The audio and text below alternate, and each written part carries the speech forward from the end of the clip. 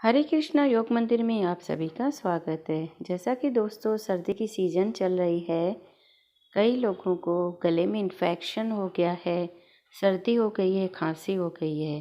काफ़ी उपाय करने के बाद भी यह प्रॉब्लम नहीं जा रही है, तो मैंने एक घरेलू इलाज ढूंढ निकाला है और यह इलाज मैंने अपने स्टूडेंट्स के ऊपर, अपने पेशेंट्स के ऊपर ट्राई किया है और मुझे रिजल्ट मिले हैं।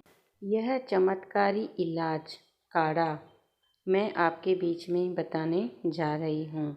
इसे जिनको प्रॉब्लम है वह भी पी सकते हैं, जिनको कोई प्रॉब्लम नहीं है वह भी पी सकते हैं। यह काढ़ा मैं जो बताने जा रही हूँ वह एक व्यक्ति के लिए काफ़ी है। अगर आपको एक से ज़्यादा लोगों के लिए काढ़ा तैयार करना है तो आप उसकी क्वांटिटी सामग्री की क्वांटिटी बढ़ा देंगे। 1 अंजीर, 4 से 5 मुलेठी की स्टिक, 1 स्पून सौंफ, काली द्राक्ष 8 से 10 पीस और 1 काली मिर्च।